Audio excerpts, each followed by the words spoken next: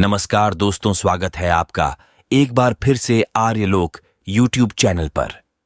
आपके सामने हाजिर है दोस्तों एक ज्ञानवर्धक कहानी के साथ। दोस्तों, एक गांव में एक साधु रहने आया। साधु ने कठोर तपस्या कर कई सिद्धियां हासिल की थीं, इसीलिए साधु जल्दी ही इस गांव में और आजू बाजू के गांवों में प्रसिद्ध हो गया। इस गांव के पड़ोसी गांव में एक व्यापारी रहता था। व्यापारी धनवान बहुत था, इसीलिए उसके पास किसी भौतिक वस्तु की कोई कमी नहीं थी।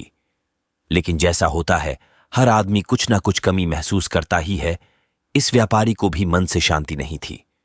मन से शांति पाने के लिए व्यापारी कई तरह के नुस्खे आजमा चुका था, लेकिन किसी में भी उसे सफलता नहीं मिली थी। गांव के लोगों से साधु के बारे में काफी प्रशंसा सुनने के बाद व्यापारी ने तय किया कि वह इस साधु से जाकर मिलेगा और उनसे उसकी समस्या का समाधान मांगेगा। हो सकता है अपनी सिद्धियों के बल पर वह उसे मन में शांति लाने में मदद करे।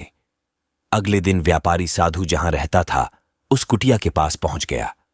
व्यापारी ने अपने मन की सारी बात साधु को अच्छे से बताई। साधु ने उसकी बात सुनने के बाद व्यापारी से कहा कि तुम्हें कुछ दिनों तक मैं जैसा कहूं वैसा करना पड़ेगा और यही रहना पड़ेगा। व्यापारी किसी भी तरह मन की शांति पाना चाहता था, इसलिए वह तैयार हो गया। अगले दिन साधु ने व्यापारी से कहा कि आज के दिन तुम बाहर बैठोगे। साधु ने व्यापारी को एक जगह बताई जहां पर उसे बैठना था। सूरज चढ़ते ही तेज धूप व्यापारी पर पड़ने लगी। व्यापारी ये देखकर हैरान था कि साधु खुद कुटिया के अंदर छाया में बैठा है और उसे धूप में बिठा कर रखा है। व्यापारी को काफी गुस्सा आया, लेकिन वह किसी तरह अपने गुस्से को पी गया।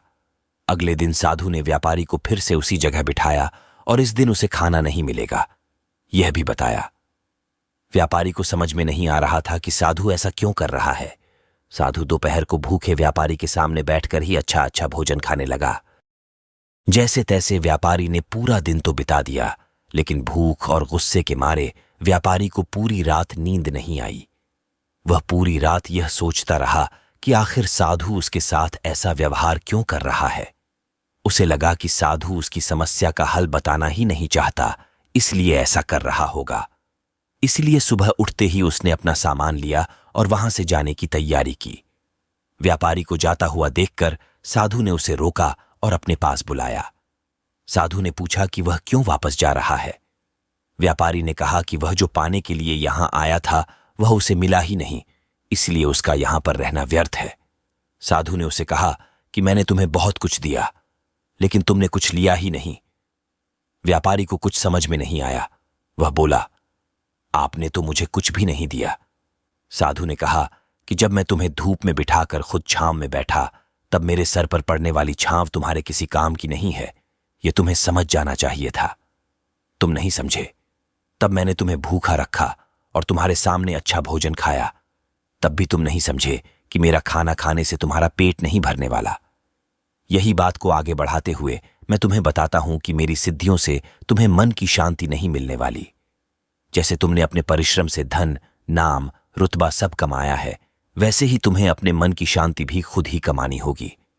व्यापारी साधु की बात समझ गया और उसने साधु से कहा कि मैं यहां किसी ताबीज या किसी वस्तु को पाने की आशा से आया था, लेकिन आपने मुझे उससे भी कीमती चीज दे दी।